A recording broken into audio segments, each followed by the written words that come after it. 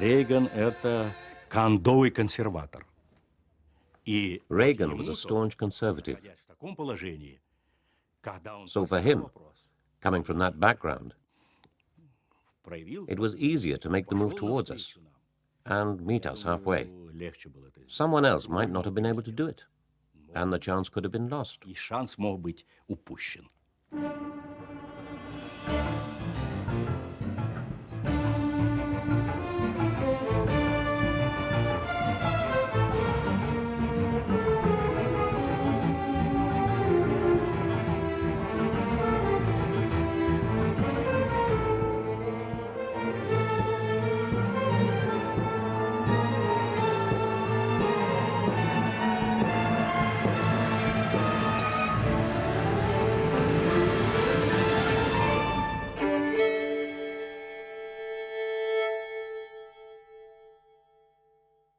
One more time. Stand by your man. Give him 2 arms to cling to. A concert on the White House lawn for an ex-Hollywood film star who was now President of the United States. Stand by your man. I knew that Ronald Reagan would bring this country back to the place it belonged. Not make you ashamed you was an American, make you proud you to be an American. Ronald Reagan had the ability to convey whatever he was thinking of in terms that everybody understood. He just seemed to have a warmness about him that the people felt. You're making me nervous. I love you. You're wonderful. Thank you. Ladies and gentlemen, I give you the B-1B. A strident anti-communist for most of his adult life, Ronald Reagan believed America lagged behind the Soviet Union in the arms race. I urge you to beware the temptation of blithely declaring yourselves above it all and label both sides equally at fault.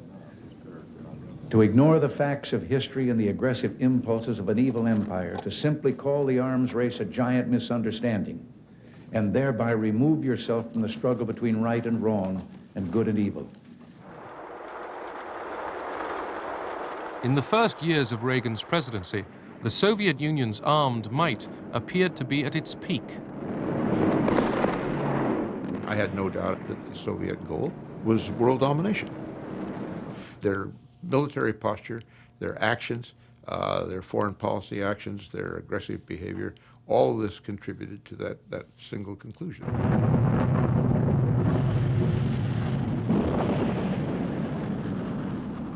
The Soviet Union had been the first into space, but now a fear lurked in the hearts of top Soviet commanders, fear of American technological superiority. I had a meeting in Moscow with Marshal Agarkov, the chief of staff of the Soviet Armed Forces. And he said, you know, all modern military capability is based on the computer. You have little kids in America, 3 years old, who know how to deal with computers. It takes years here to train Soviet recruits in the military to use them because they've never used them before. We're afraid of computers. If we start deploying computers, it's going to mean loss of political control for the Soviet leadership. The aging Kremlin rulers were still willing to bear the crippling cost of being a superpower. For the peoples of the Soviet Union, this meant a life where everyday items were in short supply. The standard of living was very low. We lived from payday to payday. We couldn't feed our children properly. The food that was available was so poor, and the queues. We used to spend 3, 4, 5 hours queuing for some lousy sausage. Brezhnev introduced a new face into the ranks of the Kremlin leadership, Mikhail Gorbachev. He was ordered to reform Soviet agriculture. The land that Stalin had brutally collectivized had never delivered plenty. Soviet farming was grindingly inefficient. When I became a director of Lach Institute, which was responsible for space launches, the first priority was to supply workforce to collective farms during the harvest, and only then to consider how we can save our next launch program. Система трещала. The system was breaking down. Она не давала возможности реализовать себя. People were rejecting it because it didn't allow them to find satisfaction or to show any initiative in their work. It didn't allow people to speak out freely. Суждений.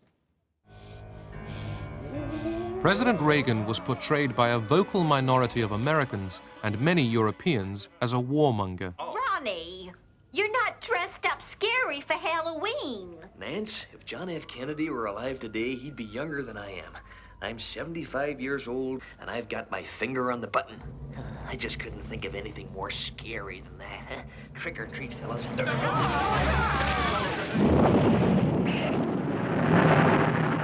The United States and the Soviet Union already possessed nuclear arsenals large enough to wipe each other out. Both sides were constantly introducing more powerful and accurate missiles.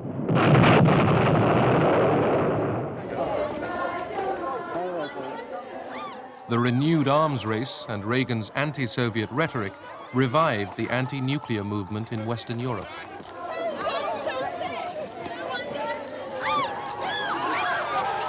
Peace campaigners could not have imagined that the revulsion they felt for nuclear weapons also had an echo in the White House. The president viewed the concept of deterrence between us and the Soviet Union as no different than holding a cocked gun at each other's heads. It was very clear to me from the beginning that he was, to say the least, extremely uncomfortable. And as I began to understand later on, he was fundamentally, morally, ethically opposed to the concept of mutual assured destruction and deterrence as we know it. Advances in computers and laser technology promised to give Reagan, and he believed the whole world, a way out of the nuclear dilemma. Work was going forward on a revolutionary new defense system. What if free people could live secure in the knowledge that their security did not rest upon the threat of instant U.S. retaliation to deter a Soviet attack, that we could intercept and destroy strategic ballistic missiles before they reached our own soil or that of our allies? I know this is a formidable technical task, one that may not be accomplished before the end of this century. I call upon the scientific community in our country, those who gave us nuclear weapons, to turn their great talents now to the cause of mankind and world peace, to give us the means of rendering these nuclear weapons impotent and obsolete. Good evening. This is the CBS Evening News. Dan Rather reporting tonight from Washington. President Reagan today followed up last night's defense policy speech. He gave the go-ahead to develop a space-age system designed to neutralize an enemy nuclear missile attack, a system domestic critics today called too high cost, too high tech, too pie in the sky. Suppose we had been talking in terms of 1940, and somebody had said, we can take a little atom. An atom is something you can't see. But when we explode that little atom, we can destroy a whole city. Would you have believed it? Would you have said, let's try it? Franklin Roosevelt said yes. Franklin Roosevelt is in history as a hero. For what? Producing an offensive weapon of mass destruction.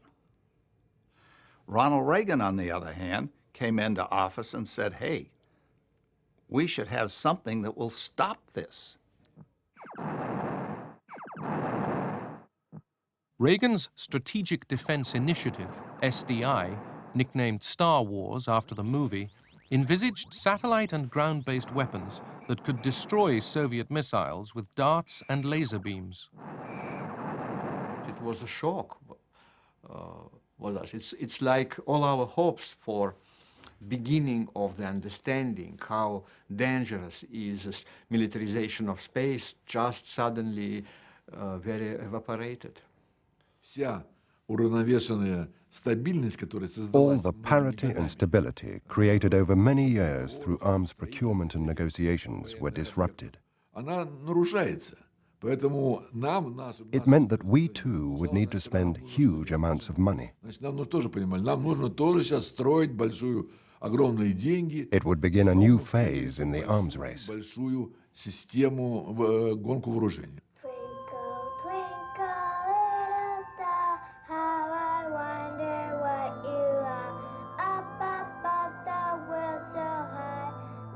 Many American politicians and scientists campaigned against what they saw as Reagan's expensive folly.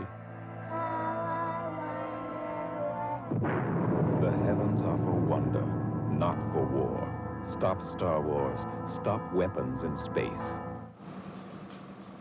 Reagan's critics said that SDI was hugely expensive and would never work. They were appalled by the deep cuts in welfare programs that would be needed to pay for it.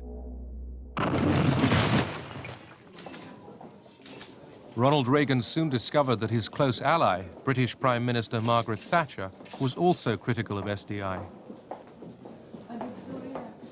A firm believer in the nuclear deterrent, she tried to persuade her friend to abandon his beloved Star Wars. Staff around the table afterwards said that Reagan had really gotten handbagged that day, and he called me to the Oval Office the next morning and he said, Bud, Margaret and we are just not getting along on this SDI issue. I wish you'd go to London and see if you can't at least lower the level of criticism publicly. We're going to have a tough time getting appropriations if this keeps up.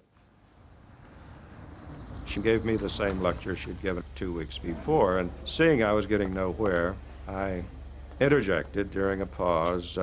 Prime Minister President Reagan believes that there's at least $300 million a year that ought to be subcontracted to British companies that would support SDI. And there was a long pause. She finally said, there may be something to this after all. Leonid Brezhnev died in November 1982. The ailing KGB chief, Yuri Andropov, succeeded him. Andropov was frightened by SDI and Reagan's anti-Soviet speeches. Convinced that the West was plotting war, Andropov ordered a worldwide alert. The KGB monitored every aspect of life in the West. The banking system was to be closely watched, as were the hospitals and road-building programs. Were the banks attempting to convert their system to a war footing? Were hospitals preparing new beds and setting up blood banks for massive numbers of wounded?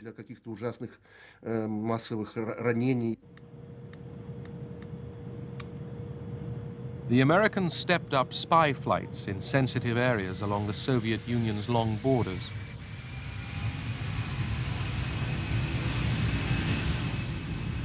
Aircraft packed with electronic surveillance gear looked like civilian airliners and often flew close to passenger routes. In this period, 81, 82, and especially 83, how did it feel on the front line? Well, we were flying more often as there were more spy planes provoking us. We were in a constant state of tension. On August 31st, 1983, a South Korean airliner, KAL Flight 007, with 269 people on board, left Anchorage for Seoul.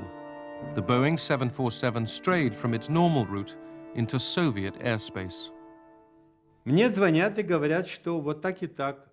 I received a phone call informing me that an unidentified plane had been spotted over Kamchatka and that our attempts to contact it had been unsuccessful. I ensured that all the forces at our disposal were immediately put on alert.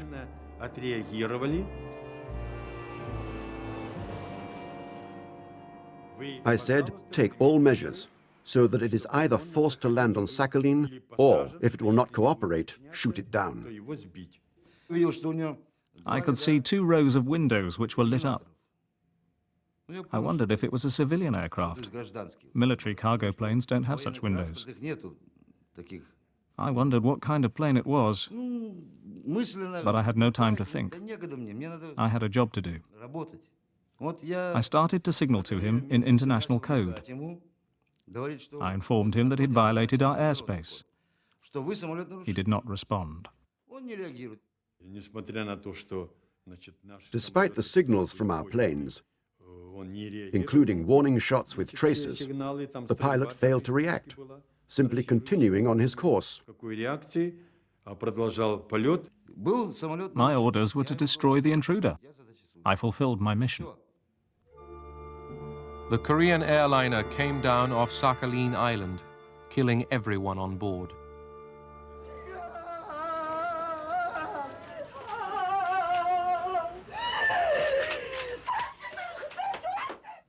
The United States reacts with revulsion to this attack. Loss of life appears to be heavy. We can see no excuse whatsoever for this appalling act. We came to the conclusion that we simply needed to be honest and admit an unfortunate incident has occurred. There was a pilot error, bad weather. One thing led to another. It was not a pre-planned action. No one wanted this. It was a tragic mistake. We went to Kornienko, the deputy foreign minister, who agreed with us. But he was not able to convince the leadership. This was a question of prestige, and the military don't like to admit mistakes. A mood of crisis now gripped both East and West. Arms control talks were broken off. Soviet SS-20 rockets were now confronted by cruise and Pershing missiles deployed in Western Europe.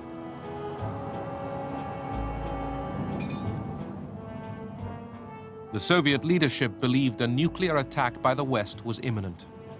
A British agent inside the KGB sent warnings to London. When I told the British, they simply couldn't believe that the Soviet leadership was so stupid and narrow-minded as to believe in something so impossible. I said to them, "Okay, I'll get you the documents." I think only a tiny handful of people knew the full details of how fearful they were, and we knew them, as is now public knowledge, through some extremely well-placed agents who were able to pass on the information that the Russians actually feared that the West was preparing for aggressive nuclear war against the Soviet Union. Allied and domestic concern rose. Good evening. Please be seated. Reagan tried to reassure Andropov. Just suppose with me for a moment that an Ivan and an Anya could find themselves, say, in a waiting room or sharing a shelter from the rain or a storm with a Jim and Sally. And there was no language barrier to keep them from getting acquainted. Would they then debate the differences between their respective governments? Or would they find themselves comparing notes about their children and what each other did for a living? Ronald Reagan, encouraged by his wife Nancy, consulted Suzanne Massie, a popular writer on Russia, to help him understand his Cold War adversary. President Reagan was, of course, a people person. He loved people, and he had great instinct for people. I had been told by these fellows at the White House that, of course, if I were ever writing anything for the president, it had to be double-spaced 1.5 pages. Well, what can you get from that? President Reagan never seen a Russian in the first 3 years. He couldn't go there. He was an actor. Actors like to absorb from feeling. I said, Mr. President, if you are re-elected, will this policy of small steps toward better relations be a continuing policy of your administration? And Ronald Reagan had a pretty eagle eye when he wanted to, and he looked down at me and he said, very definitely, he said, yes, if they want peace, they can have it. But to whom in the Kremlin could Reagan talk peace? In March 1984, Yuri Andropov died. His successor, Konstantin Chernenko, was too frail to start a dialogue. The West looked for some small sign of change. We needed to try to search out the people who would guide the Soviet Union after Brezhnev, after Andropov. And looking around, there were about 2 or 3 possible people in terms of age and seniority. We dispatched invitations to all 3. It was pure chance that Gorbachev was the one who accepted first. When Gorbachev came to the United Kingdom, he indeed brought his wife, and that was one of the first signs that we were dealing with someone quite different. Soviet leaders very, very rarely traveled with their wives anywhere. I'm cautiously optimistic. I like Mr. Gorbachev. We can do business together. We both believe in our own political systems. He firmly believes in his. I firmly believe in mine. We're never going to change one another. We better hang on from them. March 1985. Konstantin Chernenko was dead. At his funeral, world leaders paid their respects to Mikhail Gorbachev and weighed up the new, younger man in charge of the Soviet Union. George Bush was there as vice president. He was head of our delegation. When we walked out of that meeting, I said to George, I said, this is a very different Soviet leader than any we've seen before. Russians, too, noticed the difference. Gorbachev was greeted with great enthusiasm. Everyone cheered in our institute. We were all pleased that such an energetic and educated person had become the new Secretary General of our Communist Party. We expected a miracle. We thought he was the Messiah who had come to introduce change. The state of the Soviet Union and its society could be described very simply with a phrase used by people across the country. We can't go on living like this any longer. That applied to everything. The economy was stagnating, there were shortages, and the quality of goods was very poor. Gorbachev took over a superpower sick with social breakdown, corruption in the Communist Party, and alcoholism.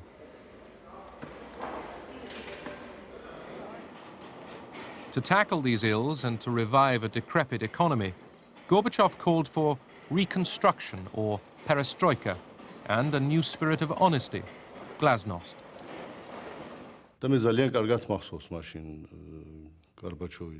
I remember very clearly what Gorbachev said at that time. He said, there are 2 roads we can take. We can either tighten our belts very, very tightly and reduce consumption, which the people will no longer tolerate. Or we can try to diffuse international tension and overcome the disagreement between East and West, and so free up the gigantic sums that are spent on armaments in the Soviet Union.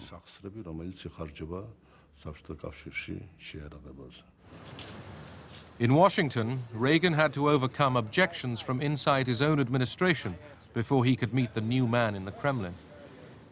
I truly believe that Ronald Reagan would have had the foreign policy battle of his life, if not the broadly political battle of his life, starting within his own party and across this country, if he had tried to reach out to Gorbachev without a seconder for his point of view. But you want to, but you need to get away. It took Margaret Thatcher to talk first with the Gorbachev and then to publicly say, this is a man we can deal with. Geneva, Switzerland, November 1985. The stage was set for the first superpower summit in 6 years.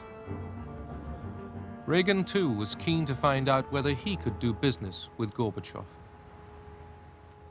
I felt always that President Reagan was exactly the kind of man that Russians, under normal circumstances, would have really liked, the kind of American that they would really like. First of all, he was kind of an icon, you know, he's a cowboy, and they loved that.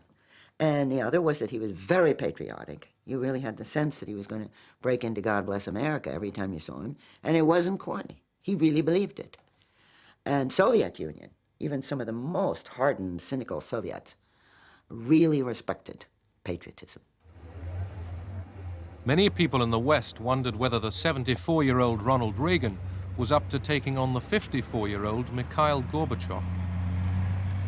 The president's aide came in and said, "Mr. President, you know, do you want to put your coat on?" And he said, "Oh, I'm not sure." And somebody said, "Well, it's very cold outside. You should really wear a coat." It was announced that the Soviet cavalcade was at the gates. And Reagan turned and, without putting on his overcoat, walked to the door. And there was much speculation as to whether this tired old man, President of the United States, could keep up with this wily, energetic, young, vigorous communist. And to the amazement of the world, the old man goes down the steps, lickety-split, meets and greets the Soviet leader, who comes out all bundled up in an overcoat, hat, muffler, looking as though he were in Iceland rather than Geneva. The summit agenda, human rights, Afghanistan, and arms control, was daunting, but the body language was encouraging. The two leaders immediately held a private meeting. It was scheduled for 10 minutes. 20 minutes went by, 30 minutes went by, 40 minutes went by, and the White House guy who keeps the schedule going came around to me, and he said, "I should go in and let them know they're going overtime." And I said, "If you do that, you should be fired." The name of the game, it shows they're getting along. But were they really getting along? I returned at the break to meet my colleagues. They asked, "What's your impression?" I said, "I have met a caveman, a dinosaur." The two leaders were divided above all by Reagan's Strategic Defense Initiative, Star Wars. Are you getting along? See that, can't you? It was a shouting match, not angry as much as two people, as I said, passionate in their views, with diametrically opposed positions. And this was the occasion in which the president said, "But you must believe that this is so important for the safety of the world that I will give you the technology as we develop it." And Gorbachev laughed and said, "Mr. President, surely you understand I can't believe that, since you won't even give us the technology for milking machines." Mikhail Gorbachev left Geneva without agreement on his main objective, curbing the arms race. But the United States and the Soviet Union were talking again.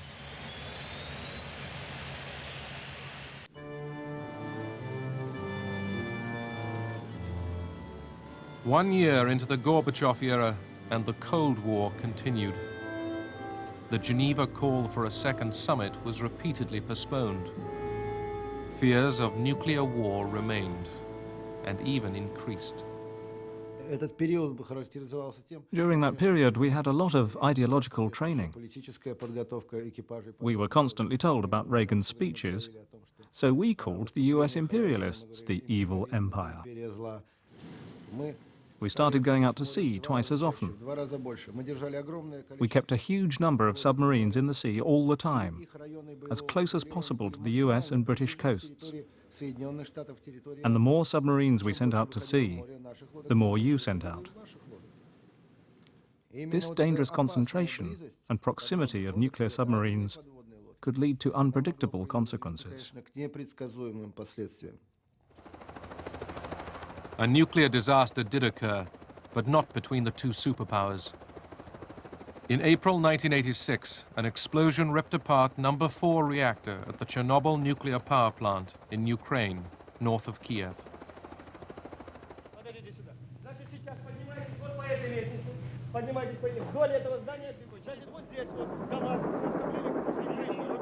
The disaster highlighted the incompetence of the Soviet system as volunteers started the lethal task of cleaning up the huge radioactive leak. The firemen who got burnt while helping to extinguish the blaze were brought to a hospital near where I lived. At the time, people knew nothing about radiation, and there was a lot of confusion about how it was transmitted. The firemen died very soon after, and when they were buried, people were scared that the radiation would spread from their graves.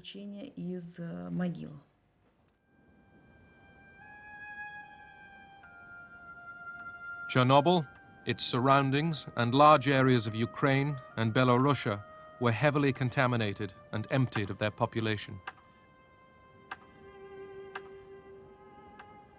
Gorbachev knew even before that catastrophe about the danger of nuclear weapons. That explosion showed that even without war and without nuclear missiles, nuclear power could destroy humankind. Reykjavik, Iceland, the second Reagan-Gorbachev summit. Gorbachev now decided to re-examine Reagan's first ever arms control proposal, known as the Zero Option. Reagan had offered not to deploy cruise and Pershing missiles in Europe if the Soviets withdrew their SS-20 rockets. Brezhnev had turned Reagan down flat. The new American missiles had been stationed in Europe. Now Gorbachev wanted to cut a deal. He understood that perestroika and the internal changes were starting to slow down, that he had little time on his hands. He had to decide. Either he could free up resources from the arms race, or he'd be forced to look for them elsewhere. I was with him when he decided to confront Reagan with the question, did he or didn't he want an agreement? Did he or didn't he want disarmament? Ronald Reagan did want disarmament, but would he give up his Strategic Defense Initiative, SDI? I said, okay, let's not even leave 100 missiles. Let's abolish them completely and go for the zero option. This came as a shock. Everyone was surprised. Reagan hit the table and said, well, why didn't you say so in the first place? That's exactly what I want to do. And if you want to do away with all weapons, I'll agree to do away with all weapons. All weapons, of course we'll do away with all weapons. Good. That's great. Now we have an agreement, yes. But you must confine SDI to the laboratory. No, I won't, said Reagan. No way. SDI continues. I told you that. I am never going to give up SDI. I think that my principal position was and remains the same. The nuclear arms race should never be taken into space. It was difficult enough to limit the nuclear arms race on Earth. Gorbachev pressed and pressed, and at one moment, President Reagan, who was very clear in his mind about this, wrote a little note and pushed it over at me. It said, George, am I right? I read this note. I said, absolutely, and passed it back. The chance to make the most momentous agreement since the Cold War began, the elimination by the United States and the Soviet Union of all but 100 nuclear weapons each, was lost. I have never felt so sad for a person in my life as I did for Ronald Reagan. He had been at it for 2 days. He had come, as he said to me, raising his fingers, Don, we were that close to an agreement, and he wouldn't give in. But what did the Soviets think? At first glance, I would say that Reykjavik almost failed because we were unable to sign an agreement. But later, as we went to our press conference, Gorbachev and I spoke in the car, and we agreed that it was not a failure. And it was at that press conference that Gorbachev uttered a phrase which became famous. that it had been an intellectual breakthrough in relations between the United States and the Soviet Union. Ronald Reagan's friend, Margaret Thatcher, was deeply concerned. We were frankly caught quite badly by surprise when we learned that discussions were encompassing the concept of abolishing nuclear weapons altogether. That would, of course, laid waste the doctrine of nuclear deterrence, and we would have been left without the very center of our strategy. Luckily, from our point of view, the Reykjavik Agreement never came to anything because the Russians pushed their luck too far. Moscow. Another foreign aircraft breaches Soviet airspace. Passers-by watched amazed as a Cessna light aircraft landed in Red Square. Its pilot was a young West German, Matthias Rust. Rust himself was treated extremely humanely. Imagine if something like this had happened before Gorbachev's time. There would have been no dialogue. He would have simply been lined up against the wall and shot the next day. Gorbachev set Rust free, but used the incursion as an excuse to dismiss several members of the Soviet High Command. Media, the fax machine, the computer, were opening up the USSR. Gorbachev and the Politburo watched satellite TV in their offices. After Olympic boycotts, the 1986 Goodwill Games were seen live both sides of the Iron Curtain.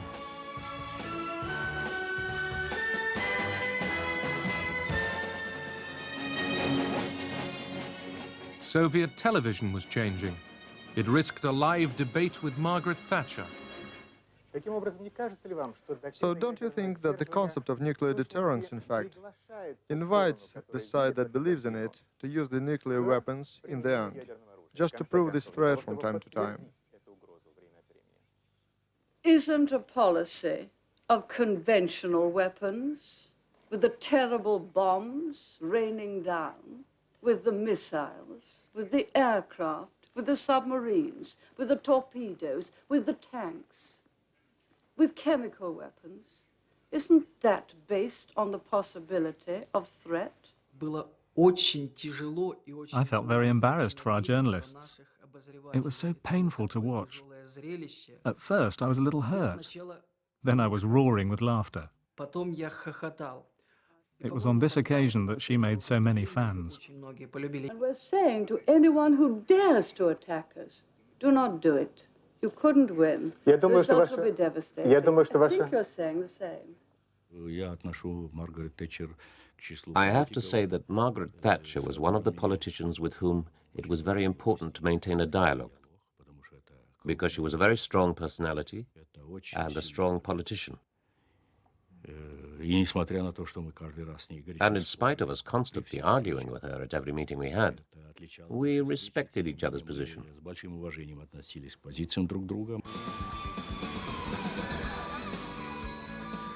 Gorbachev's policy of glasnost brought pop culture out into the open.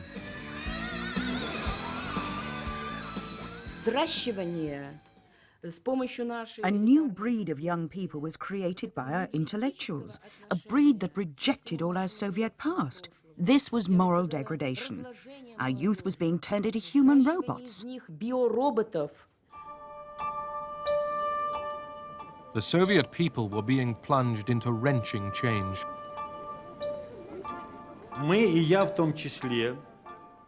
We became particularly worried by the end of 1987. We saw that the country was not going in the direction it should. The situation of the people was getting worse and worse.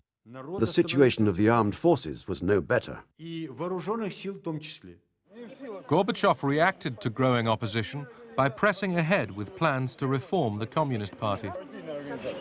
И все-таки все то, что мы развернули через реформу, через демократию вот эту, через советы, через трудовые коллективы, через вот эти вещи все, включения, вот это только путь. К этому надо. Там уже вы, власть в натуре будете. The main achievement of Gorbachev's policies was that in the space of a year or two, he made the fear disappear, as if by magic. People had lost their fear of speaking and acting freely. If I hadn't promoted the reforms, if I hadn't tried to let the people breathe freely, if I hadn't tried to open the door to glasnost and democracy, to stir the society, to get it thinking and acting, I would probably still be in my Secretary General's armchair today.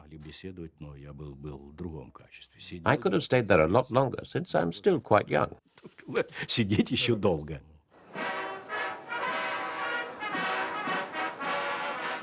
Washington, D.C. Ronald Reagan still pursued his Star Wars vision. The Kremlin now believed that it would never happen, and therefore should not delay agreement on arms reduction. Gorbachev, in the United States for the first time, had come to sign an historic treaty. His visit, seen live on Soviet TV, enhanced his standing at home and abroad. All I'd ever seen of Soviet leaders was Khrushchev banging his shoe on the table and some old men in drab uniforms all looking like Mao Zedong, you know, and had no personality and looked like they were zombies. Here comes Gorbachev. He was wearing a good, well-cut Brooks Brothers suit and tie. He even had on a white shirt. He was outgoing. He was meeting people. He was joking. And he was getting along with people in Washington, D.C. Ladies and gentlemen, the President of the United States and the General Secretary of the Central Committee of the Communist Party of the Soviet Union. A Russian saying Reagan had learned from Suzanne Massie now seemed appropriate. The Russians like to talk in proverbs. It would be nice for you to know a few. And I said, you're an actor, you can learn them very quickly. And I gave him this, Mrs. Reagan was with us at the time, and she liked this one. And I said, here it is, and it was Doveryai, no Proveryai. Mr. General Secretary, though my pronunciation may give you difficulty, the maxim is Doveryai, no Proveryai. Trust but verify. Назначение этого... На каждой встрече вы это повторяете. You repeat that at every meeting.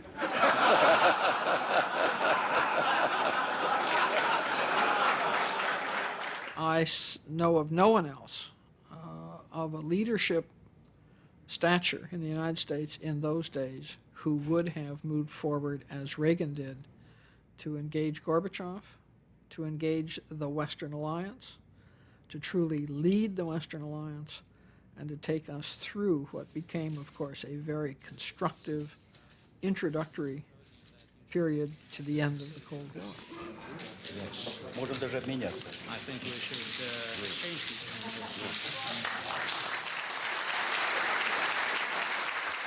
the Ronald Reagan and Mikhail Gorbachev signed a far-reaching agreement.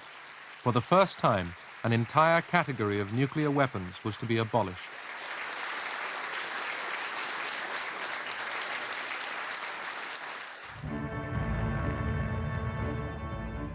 In front of the world's cameras, the Americans destroyed their cruise and Pershing missiles.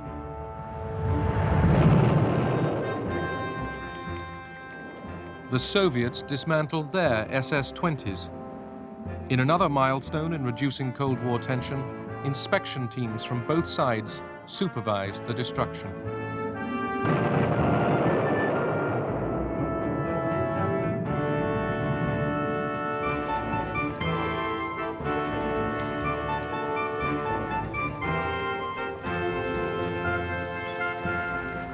In his last year as president, Ronald Reagan paid his first ever visit to the Kremlin.